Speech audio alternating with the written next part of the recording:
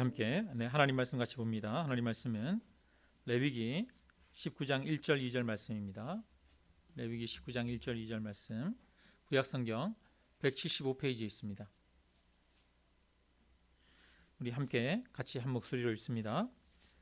여호와께서 모세에게 말씀하여 이르시되 너는 이스라엘 자손의 온 회중에게 말하여 이르라.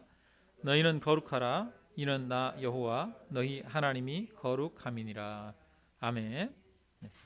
오늘은 레위기 말씀을 우리가 함께 같이 보겠습니다.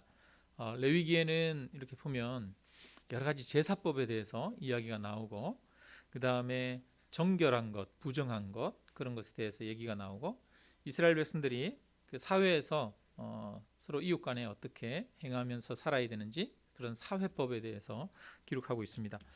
근데 이제 제사법이랑 정결법 이런 것들은 우리가 그 레위기를 읽으면서 굉장히 좀 우리의 입장에서는 굉장히 생소한 그런 내용들입니다. 그리고 좀 어렵기도 하고 이해가 잘 안 되죠. 그런데요, 유대인들은 이 자녀들에게 가장 먼저 성경을, 이 레위기를 가르쳤답니다. 우리가 생각할 때는 창세기나 재미있는 출애굽기나 이런 것을 먼저 가르쳤을 것 같은데, 그걸 먼저 가르친 게 아니라 오히려 레위기를 가장 먼저 배웠다고 합니다. 왜 여러분 레위기를 가장 먼저 배웠을까요? 왜냐하면 지금도 여전히 그들은 이 레위기의 규정들을 지키고 있습니다. 그러니까 이것은 자기들의 일상생활 속에서, 삶 속에서 지켜야 하는 어떤 삶의 문제인 것이죠. 그러다 보니까 이 레위기를 가장 우선적으로 가르치게 됩니다. 뿐만 아니라 레위기는 또 그 거룩한 삶, 경건한 삶, 어떻게 살아야 되는지 구체적인 것들을 가르쳐 주는 것이기 때문에 이런 것들을 먼저 이제 다른 것보다 가르쳤다라는 것을 알 수 있습니다. 그런 의미에서 보면 그들에게만 레위기가 중요한 것이 아니라 오늘날 우리에게도 그 의미를 잘 찾아서 적용하는 것은 굉장히 중요한 것이다라고 생각해 볼 수 있습니다. 레위기 전체 주제는 거룩하라라고 하는 말씀입니다. 거룩하라고 하는 그 어건이 레위기에 152번이나 나온다는 거예요. 그러니까 그 말이 그렇게 많이 쓰여진 것만으로도 이 거룩이라고 하는 것이 레위기의 주제라고 하는 사실을 한눈에 알 수 있습니다. 거룩하다라고 하는 것은 분리한다라고 하는 뜻입니다. 깨끗한 것과 또 깨끗하지 않은 것, 그 다음에 죄악된 것과 죄악되지 않은 것, 이런 것들을 서로 구분해서 분리하는 겁니다. 하나님은 거룩하신 분이셔서 죄와 함께 할 수가 없는 것이죠. 하나님은 분리된 그런 분이십니다. 철저하게 분리된 분이십니다. 그래서 죄를 용납하지 않으시는 분이십니다. 뿐만 아니라 또 이 거룩하다라고 하는 의미에는 완전하다라고 하는 그런 의미도 있습니다. 하나님은 완전하신 분이죠. 그래서 우리가 하나님 앞에 제사 지낼 때에도 우리가 흠 없는 것으로 제사를 지냅니다. 온전한 것으로 제사를 지냅니다. 뭐 눈이 멀거나 병들거나 뭐 피부에 병이 있거나 이런 것들로는 하나님 앞에 제사 지낼 수 없죠. 온전한 것만 하나님 앞에 제사 지낼 수 있습니다. 마찬가지로 우리도 그것처럼 하나님 앞에 온전해지라는 겁니다.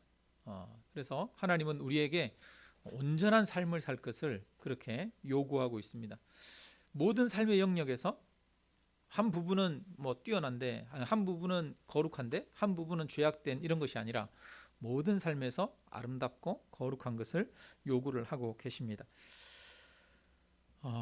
그래서 이 거룩하다는 뜻은 지극히 고결한 상태, 그리고 절대적으로 정결하고 완전한 상태를 말하는 것입니다. 거룩하신 분은 그래서 하나님밖에 없습니다. 사무엘상에서는 하나님만이 홀로 거룩하시다 이렇게 말합니다. 인간은 그 하나님을 가까이 할 때 그 하나님의 거룩을 닮아가는 것이죠. 인간이 거룩하지는 않습니다. 하나님만이 거룩한 겁니다.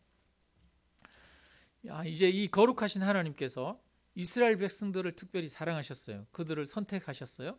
그래서 그들을 애굽에서 이끌어내시고 시내산에서 그들과 언약을 맺으십니다. 시내산에서 거룩하신 하나님이 시내산에 임재하셨습니다. 거기에 구름이 가득하고 우레와 번개가 있었습니다. 이스라엘 백성들은 그 거룩한 모습을 보면서 무서움에 떨었습니다. 하나님이 그들에게 말씀하십니다. 이 산에, 신의 산에 경계를 정하고 그 경계를 넘어서 사람이든 짐승이든 오지 말게 하라. 그 경계를 넘는 것들은 다 죽이라 라고 말씀하십니다. 이처럼 거룩하신 하나님께 죄악된 것들, 부정한 것들은 가까이 나아갈 수 없게 됩니다. 근데 원래는 그렇지 않았어요. 원래는 하나님이 에덴에 사람을 지으셨을 때 아담과 하와는 하나님을 에덴에서 날마다 만나고 하나님과 교제할 수 있었습니다. 그런데 아담과 하와가 범죄하고 나서 하나님과 함께 있을 수가 없는 거예요. 그래서 에덴 동산에서 쫓겨났습니다. 뿐만 아니라 하나님께로 나아갈 수 있는 길도 막혔어요. 그래서 이 에덴 동산의 생명나무로 가는 그 길을 하나님께서 두루 도는 화염검과 또 그룹들을 세워서 그것들을 지키게 하셨습니다. 그래서 죄악된 인간은 더 이상 하나님께 갈 수 있는 길이 막혔죠. 이제 그것을 보여주시는 것이 바로 이 신의 산의 모습입니다. 근데 원래는 인간이 하나님을 만날 수 있었으니까, 그렇다면 인간이 하나님을 자유롭게 만나던 그 에덴 동산에서는 참 인간은 얼마나 큰 복을 누리고 있었습니까? 그런데 이제 그런 복을 사실은 몰랐던 것이죠. 그 신의 산은 이제 인간이 하나님께 나아갈 수 없음을 보여주는데, 그 이후에 보면 성경에 곳곳에 이런 모습들이 나타나고 있습니다. 그 아론의 아들, 여러분, 나답과 아비후, 제사장인데요. 이 나답과 아비후가 성막에서 그 등잔대에 불을 갈고 그 다음에 향로에 향을 피우고 하면서, 하나님이 원래 제단에서 그 하나님이 처음에 이 제단에 불을 내리게 하셔서 불이 붙게 하셨는데, 이 제단에 불을 꺼뜨리면 안 되고 이 불을 가지고 그 성막 안에 있는 금촛대에다가 또 불을 피우고 또 향로에도 불을 피우고 이렇게 하는데, 나답과 아비후가 하나님이 명하시지 않은 다른 불을 가지고 그렇게 성막에서 드린 거예요. 그러자 이 나답과 아비후가 그 자리에서 즉시 죽게 되었습니다. 뿐만 아니라 사사시대에 보면 엘리가 제사장으로 있을 때 블레셋과의 전쟁이 벌어졌어요. 이스라엘 백성들은 그때 법궤를 가지고 전쟁터에 나갔는데 그 법궤를 빼앗깁니다. 그래서 블레셋 사람들이 이 법궤를 전리품으로 가지고 그들의 산당에다가 이 법궤를 두었습니다. 하나님이 그 블레셋 땅에 이 법궤를 둔 것을 하나님이 진노하셨습니다. 그래서 블레셋 그 법궤를 두는 지역마다 여러 가지 질병과 재앙이 내리게 하셔서 그들을 징벌하시는 것을 볼 수 있습니다. 이 블레셋 사람들이 법궤를 두고 그냥 도저히 있을 수 없어서 이 법궤를 이스라엘 땅으로 다시 되돌려 보냅니다. 그래서 암소 2마리가 끄는 수레에다가 실어서 벳세메스로 올려 보내는데, 그 벳세메스 사람들이 이 법궤를 받아가지고 그 뚜껑을 열어본 거예요. 그래서 법궤 뚜껑을 열어본 자리에서 70명의 사람들이 죽었습니다.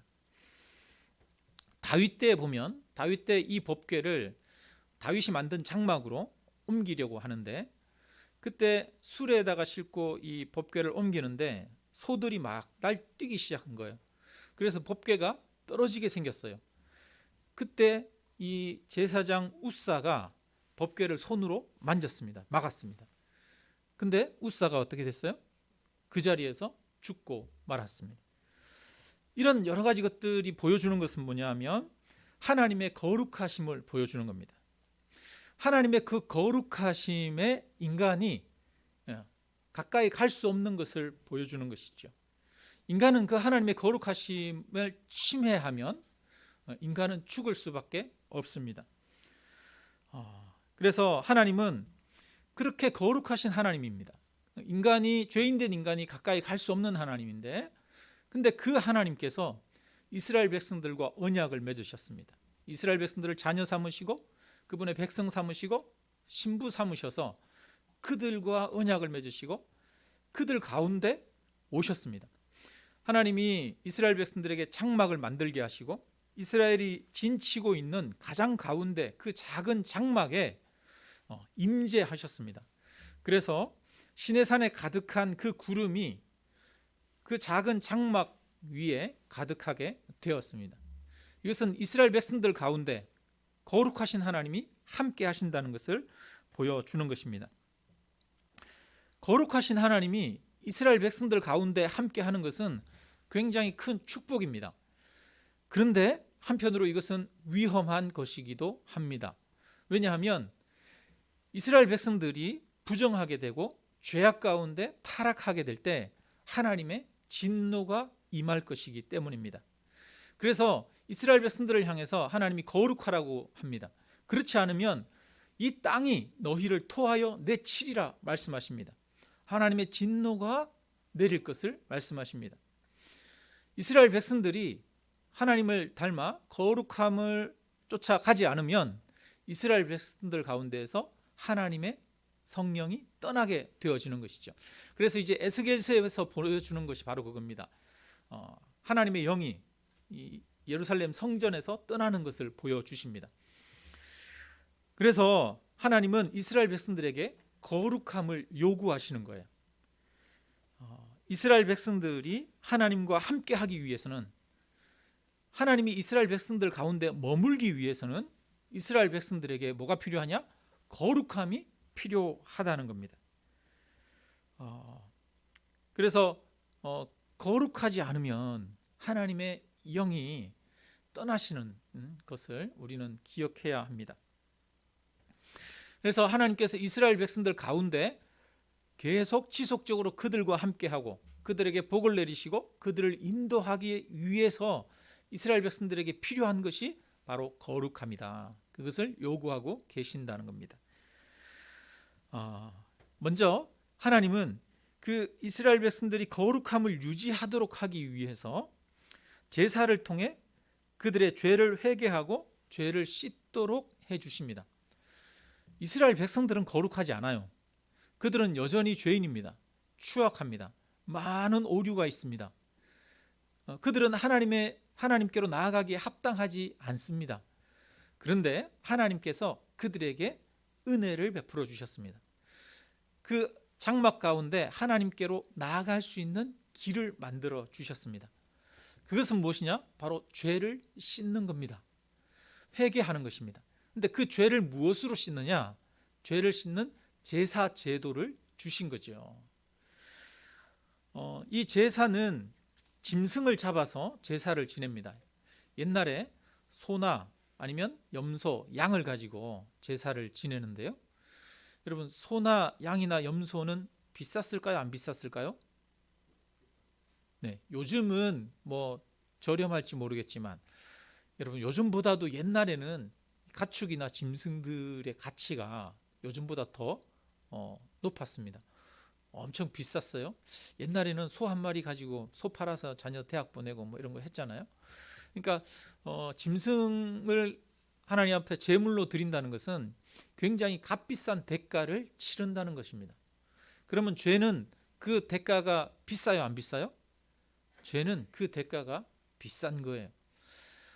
가난한 사람들도 이 하나님 앞에 속죄, 자기 죄를 씻을 수 있도록 하기 위해서 비둘기를 가지고 제사를 지낼 수 있게 하셨습니다. 그리고 아주 극빈자들, 정말 가난한 사람들은 이 동물, 도저히 비둘기나 이런 것을 또 살 수 없을 정도의 사람들은 이제 그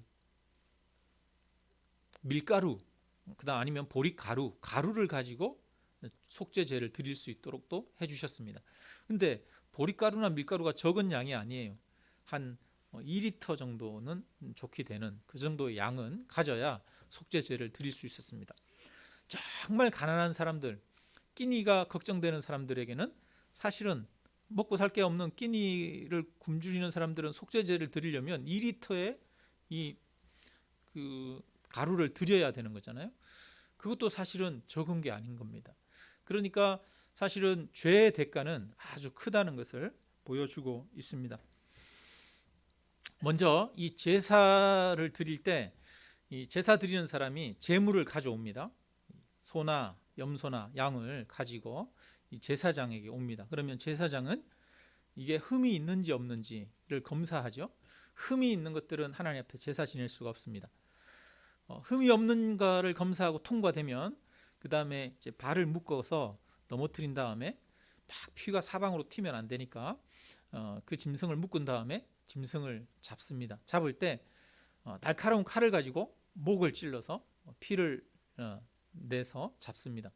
그러면 이 짐승을 잡는 사람은 제사장이 잡을까요? 아니면 제사 드리는 사람이 잡을까요? 제사장이 짐승을 잡는 게 아니라 제사 드리는 사람이 이 짐승을 잡는 겁니다. 그래서 본인이 먼저 이 짐승을 잡기 전에 이 짐승의 머리에 안수를 해요. 안수를 하면 이것은 내 죄를 이 짐승에게 옮겨간다는 뜻입니다. 또 하나는 나를 이 짐승이 대신한다는 그런 의미로 짐승의 머리에 안수를 하고 그 이제 짐승을 잡게 되는데, 그렇게 해서 이 짐승에게 칼을 찔러서 목에 피를 흘립니다. 그러면 목에 피가 콸콸콸콸 쏟아지고 짐승이 발버둥 치게 되고, 그러면서 짐승이 점점 죽어가는 모습을 이 제사자는 직접 자기 눈으로 보게 되는 것이죠. 그것을 보면서 무엇을 느끼겠습니까? 나 때문에 누가 죽는구나?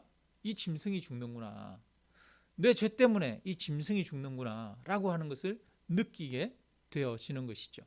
그러면서 내가 사실은 이 짐승 대신에 죽어야 되는 건데, 사람인데 내가 죽어야 되는데 누가 죽는 것이구나? 이 짐승이 죽는 것이구나 라는 것을 알게 되는 겁니다.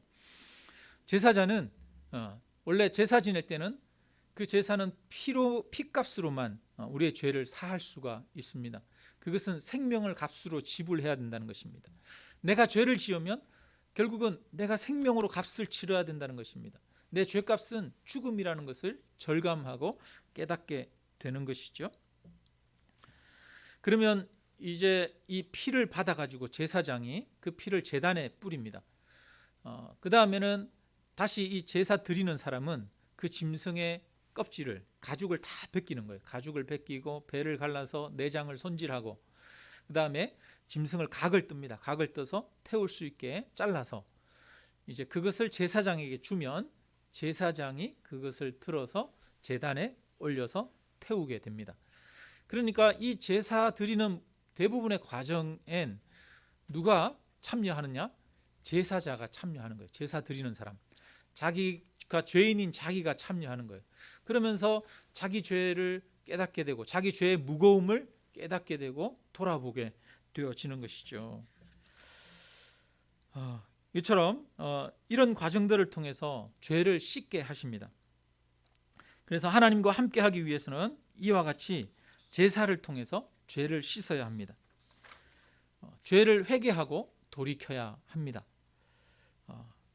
이 짐승은 오늘날 예수님을 상징하는 겁니다. 우리 죄를 위해서 십자가에 돌아가신 그 예수님을 보여주는 것입니다. 우리의 죄는 값을 치러야 합니다. 근데 우리의 죄값은 사망입니다. 죽음입니다. 우리의 생명을 내어놓아야 되는데 대신 짐승을 가지고 짐승의 생명을 바치는 겁니다.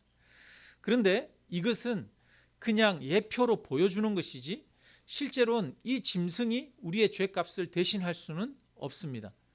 왜냐하면 양 1000마리보다 내 생명이 더 소중하기 때문입니다. 인간의 생명이 훨씬 소중하기 때문입니다. 값싼 것으로 값비싼 것을 살 수가 없습니다. 예를 들어서 여러분 1000만 원짜리가 있는데 그 1000만 원짜리 물건을 10,000원 주고 살려고 그러면 살 수 있습니까? 없습니까? 살 수가 없는 것이죠. 그래서 우리의 생명을 이 값싼 것으로는 대신할 수 없어서 예수 그리스도께서 우리를 위해서 돌아가셨습니다. 예수님은 하나님의 아들이시죠. 가장 존귀하신 분입니다. 그분은 인간으로 오셔서 우리를 대신해서 십자가에 죽으셨습니다. 가장 값비싼 값이 우리 죄를 위해서 치러졌습니다. 우리는 우리의 죄가 얼마나 무거운 것인지를 생각할 수 있어야 되겠습니다. 여러분, 우리의 죄 값은 얼마예요? 예수님의 생명값입니다. 이 세상에 가장 비싼 것이 바로 예수님의 생명 아니겠습니까? 창조자의 생명 아니겠습니까? 근데 우리 죄가 그만큼 무겁다는 겁니다. 우리 죄를 위해서 창조자 되시는 하나님의 아들 독생자 예수님이 그 값을 치러 주셨습니다. 그만큼 우리는 우리의 죄가 무겁다는 것을 인식해야 하기를 주님의 이름으로 축원합니다. 네. 그 다음에 이스라엘 백성들은 정기적으로 이 죄를 속하는 제사를 드렸어요. 특히 이제 7월 10일은 대속죄일이거든요. 근데 이제 그 앞에 7월 1일이 새해 신년입니다. 7월 1일이 되면 나팔절이라고 해서 나팔을 붑니다. 나팔을 길게 불면 이제 이스라엘 백성들은 새해가 됐음을 생각하고, 또 7월 10일 이제 열흘 후면은 속죄일을 지내게 되는데, 그 속죄일을 준비하면서 그들은 마음을 찢으면서 한편으로 자신의 죄들을 돌아보고 회개하는 시간들을 가졌습니다. 그리고 그 대속죄일이 지나고 7월 10일이 지난 다음에 7월 15일이 이스라엘 명절에 있어서 가장 그 큰 명절인 이 초막절을 보내게 됩니다. 초막절은 굉장히 기쁜 그런 절기거든요.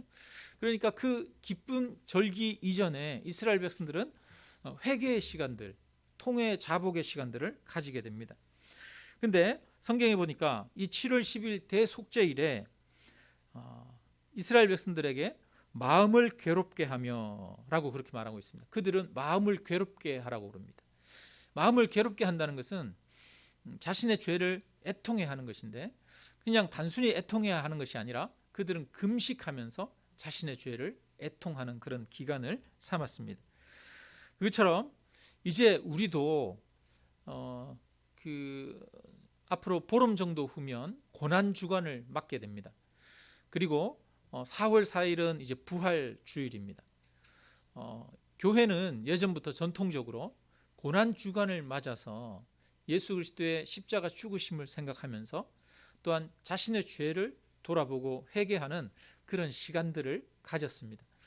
그것처럼 우리들도, 우리 성도님들도 이 고난 주간을 맞아서 우리 자신을 되돌아보고 죄를 되돌아보는 그런 시간들을 가지시기를 바랍니다. 여러분, 우리가 죄는 구체적으로 깨닫는 것이 우리에게 필요합니다.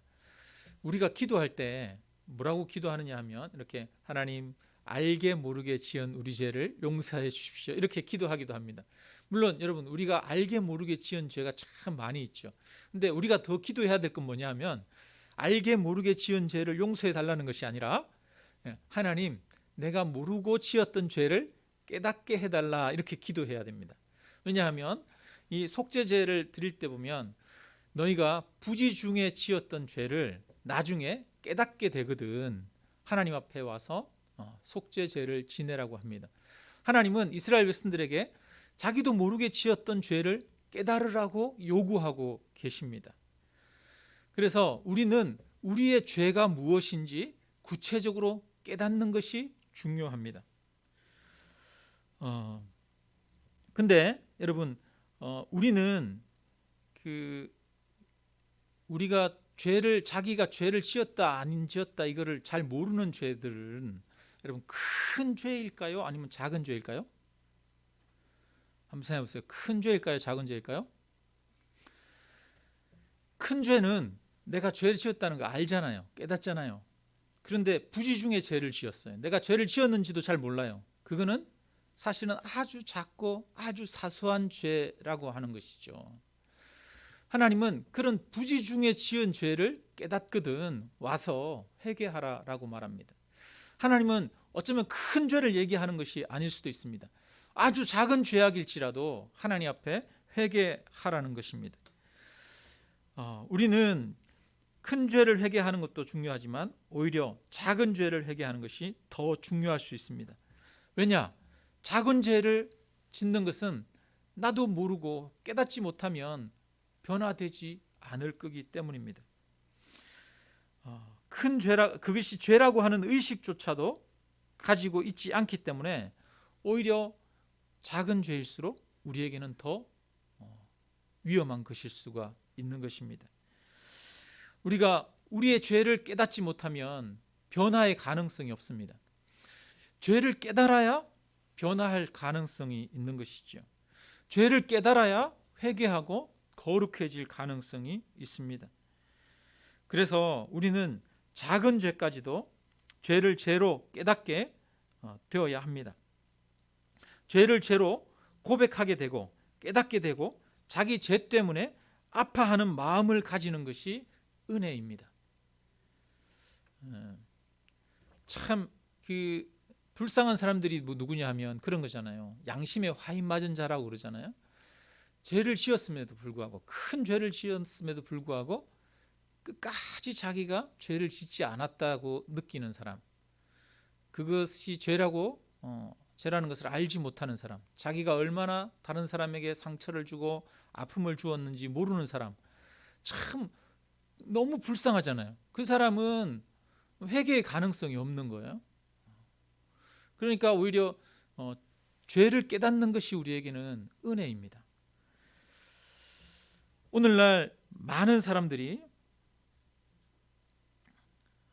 죄가 있음에도 자기 죄를 깨닫지 못하고 자기 허물이 있음에도 자기 허물을 보지 못합니다. 우리 눈이 어두워져서 자기 죄를 보지 못합니다. 그래서 우리는 기도해야겠습니다. 하나님, 내 죄를 깨닫게 해주십시오. 하나님, 나를 보게 해주십시오. 나의 추악함과 나의 더러움과 나의 어리석음과 나의 작은 죄들을 깨닫게 해달라고 기도하시기를 바랍니다. 여러분, 자기 자신의 죄를 깨닫는 것이 은혜입니다.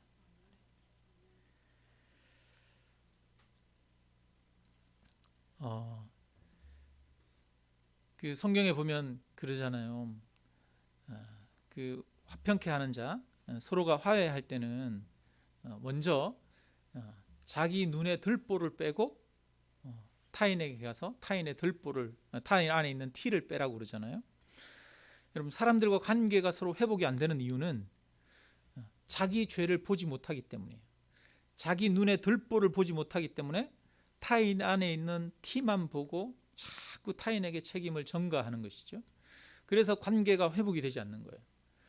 자기가 자기 안에 있는 들보를 볼 줄 알 때 다른 사람의 눈에 있는 티도 뺄 수 있게 되고 또 관계도 회복할 수 있게 되어지는 것이죠. 그래서 자기를 보지 못하면 참 그것만큼 불쌍한 것이 없어요. 그래서 성경에 보니까 죄가 깊은 곳에 은혜가 넘쳤다라고 말합니다.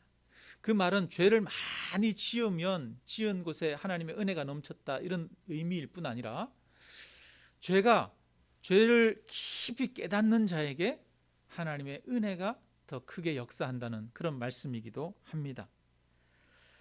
우리가 우리 죄를 알지 못하면 사실은 은혜도 알지 못합니다. 내 죄가 정말 작은 죄이지만 이 죄 때문에 하나님께 갈 수 없고 이 죄 때문에 죽을 수밖에 없다는 사실을 깊이 절감하고 작은 죄 때문에 아파하는 자가 하나님의 그 죄 용서하심의 은혜를 더 깊이 깨닫게 되는 것입니다. 그래서 우리 죄를 깊이 알아 우리 죄를 용서하시는 주님의 은혜를 알게 되고 새롭게 되기를 주님의 이름으로 축원합니다. 레위기를 읽다 보면은 이해하기 어려운 장면들이 많이 나와요. 특히 11장부터 15장에 보면 여러 가지 부정한 것, 정결한 것, 이런 이야기가 나옵니다. 짐승들 중에 먹을 수 있는 짐승은 소, 양, 그 다음에 염소, 그 다음에 사슴, 이 정도 이렇게 먹을 수 있고, 다른 짐승들은 대부분 먹을 수가 없어요. 뭐 토끼나 아니면 돼지나 이런 것들은 먹지 말라고 그렇게 명령합니다. 왜냐? 그것은 부정하기 때문이다, 이렇게 말하고 있어요. 그리고 또 물고기나 이런 것들도 보니까 비늘이 있고 지느러미가 있는 것은 먹어도 되는데 비늘이나 지느러미가 없는 것은 먹지 말라고 그럽니다. 우리나라는 매기 매운탕 좋아하죠, 그죠? 또 추어탕 이런 거 좋아하고 그러는데 추어탕, 매기 매운탕, 빠가사리 이런 것들도 그거 없죠. 비늘 없죠. 비늘 없어요. 그러죠? 먹을 수 없는 게 참 많아요. 물고기도. 그래서 이런 여러 가지 기준들을 하나님이 제시해 주면서 이것은 정한 것, 깨끗한 것, 이것은 부정한 것, 깨끗하지 않은 것, 이렇게 구분해 주시면서 여러 가지 그 깨끗하지 않을 때는 깨끗하도록 하라고 그렇게 요구하시고, 또 부정한 것을 가까이 하지 말라고 그렇게 말씀하십니다. 근데 먹는 것뿐 아니라 다른 것들도 부정한 여러 가지 것들이 있어요. 예를 들어서 죽은 것들, 살은 것을 잡은 것은 이제 부정한 게 아닌데 저절로 죽은 짐승들, 이런 것들은 부정합니다. 그래서 그런 것들은 먹지 말라고 그렇게 말씀하시기도 하죠. 사람의 시신이나 이런 것들을 부정합니다. 그래서 몸에서 또 문둥병이나 아니면 몸에 피부병 이런 질환들이 있는 사람은 부정합니다. 몸에 어떤 그 유출이 있는 사람, 피가 몸에서 흘러나는 사람은 부정합니다. 이런 여러 가지 부정한 그런 규정들이 있어서 이스라엘 백성들은 그런 부정을 멀리하라고 요구하십니다. 근데요, 이 기준이 뭔지 신학자들은 지금도 여러 가지 그런 논쟁을 하고 있습니다. 그래서 어떤 기준으로 이런 기준들을 구분을 정하셨는지는 잘 모르는데요. 그것보다 중요한 것은 하나님이 정결한 것과 부정한 것에 대해서 말씀하셨다는 것입니다. 그리고 정결을 지키라고 우리에게 요구하신다는 것입니다. 오늘날도 보면 이 안식교는 여전히 구약에 있는 그런 규정들을 지키고 있습니다. 그래서 소나 이런 거는 먹는데 돼지나 이런 것들은 안 먹고 있습니다. 근데 성경에 보니까 신약 성경에서는 이렇게 말해요. 베드로에게 하나님께서 깨끗하게 하신 것을 내가 속되다 하지 말라라고 말씀하십니다. 또 이 바울은 하나님께서 지으신 모든 것이 선함에 감사함으로 받으면 버릴 것이 없나니 하나님의 말씀과 기도로 거룩하여짐이라 이렇게 말씀하셨습니다. 그래서 요즘은 정한 음식, 부정한 음식 가리지 않고 하나님 앞에 감사하고 기도하고 먹으면 됩니다. 하나님은 우리의 부정을 이제 예수 그리스도를 통해서 씻어 주십니다. 예전에는 구약 시대에는 부정한 여인이 만지는 것은 부정하게 되었습니다. 그런데 예수님은 이제 문둥병이 든 사람에게 문둥병자가 예수님에게 찾아와서 주님 나를 고쳐주십시오라고 얘기합니다. 그때 예수님은 그 문둥병자에게 다가가셔서 그에게 손을 대십니다. 이것은 구약 시대에 있을 수 없는 일이지요. 문둥병자는 부정한 자이기 때문에 그와 접촉하는 자도 부정해집니다. 그런데 주님은 그 부정한 자에게 손을 대시고 그에게 그 병을 낫도록 치유해 주십니다. 12년을 몸에서 피가 흘러서 유출병이 걸려 있었던 여인이 있었습니다. 그 여인은 예수님의 옷자락을 만지기만 해도 나을 거라는 그런 마음이 들어서 몰래 예수님 뒤에 가서 예수님의 옷자락을 만졌습니다. 그리고 그는 치유되었습니다. 이것처럼 신약 시대에 모든 부정한 것들을 정하게 하시는 분은 예수님이십니다.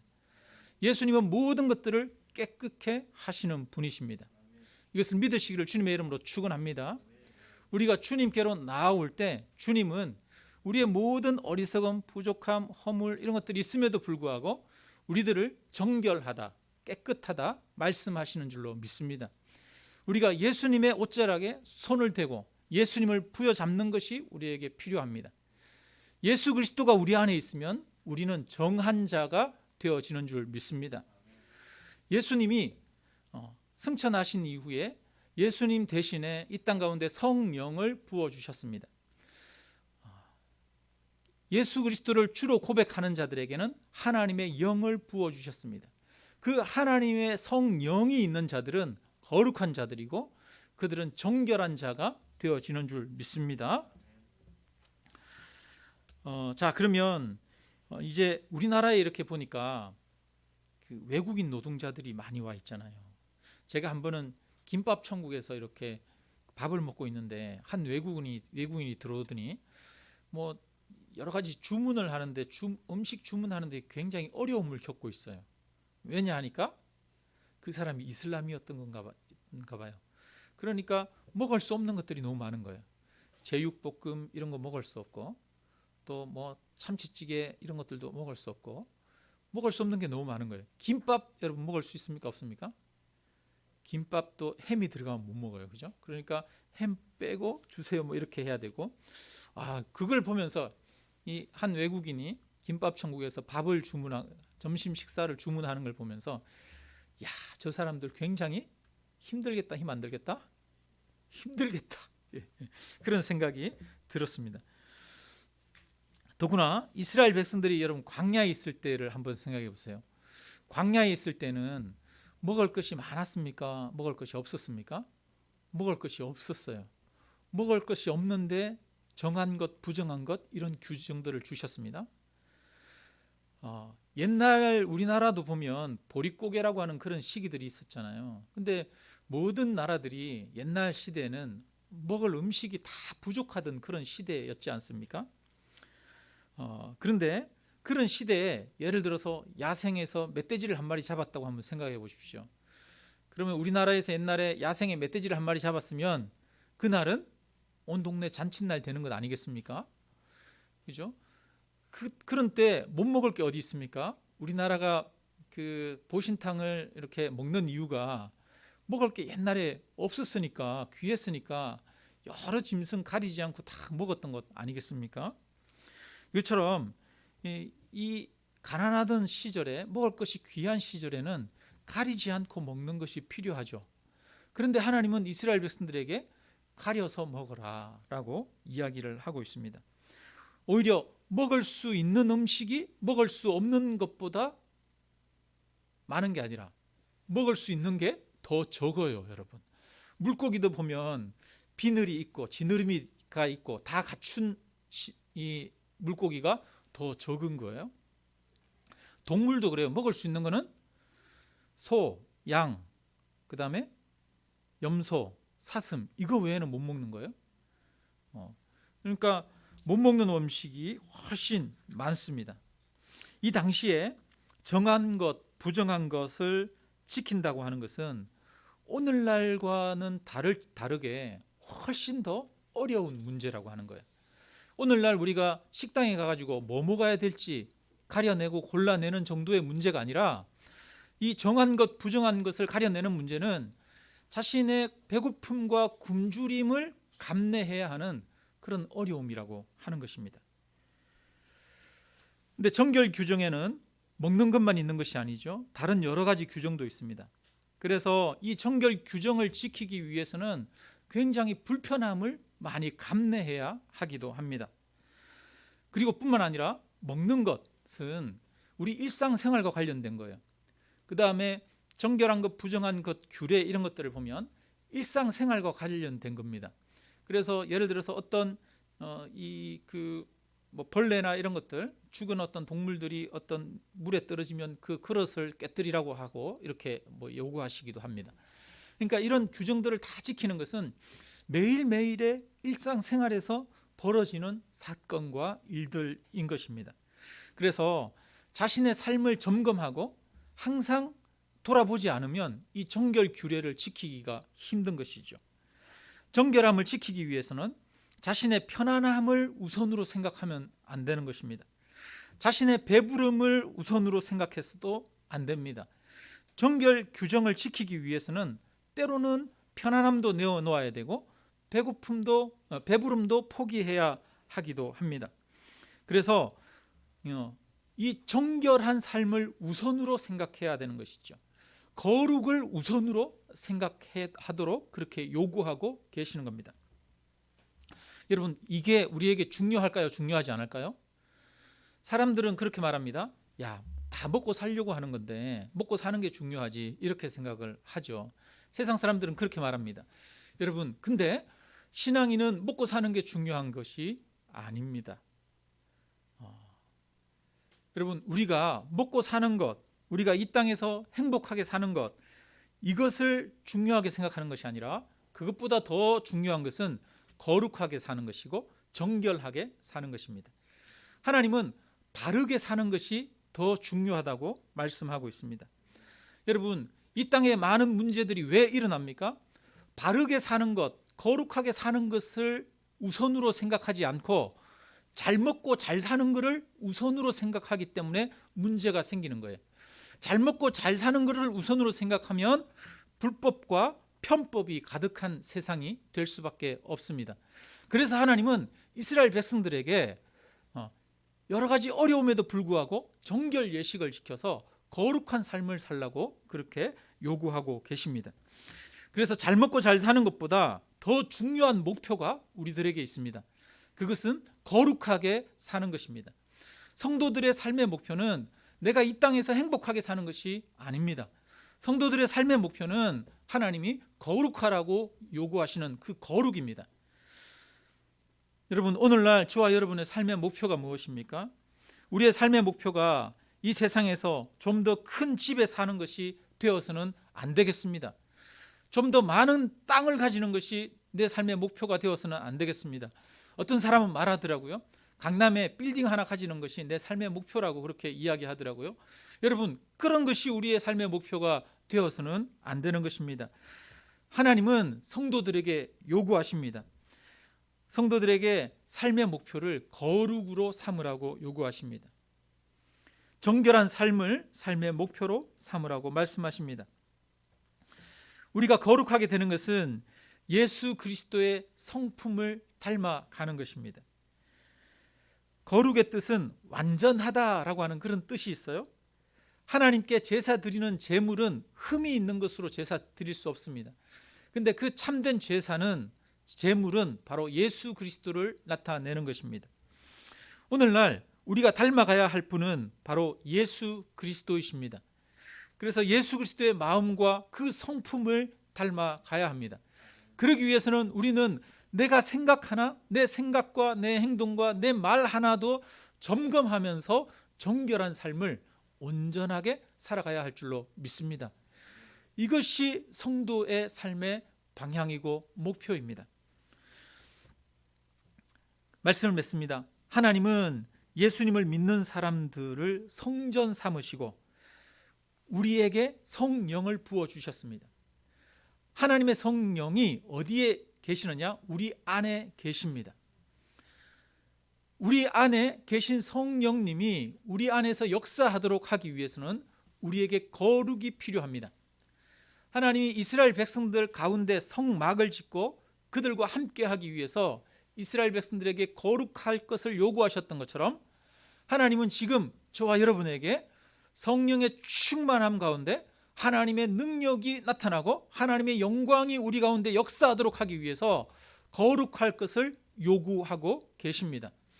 거룩한 자에게 성령의 충만함이 있을 줄로 믿습니다. 거룩한 자를 통해서 하나님의 역사가 나타날 줄로 믿습니다. 그래서 우리 교회가 거룩한 교회가 되어지고 뿐 아니라 저와 여러분 각자 성도님 한 명 한 명이 거룩한 하나님의 백성이 되어지는 것을 우리의 삶의 목적으로 삼고 걸어가게 되기를 주님의 이름으로 축원합니다. 우리 함께 찬양하고 기도드리겠습니다.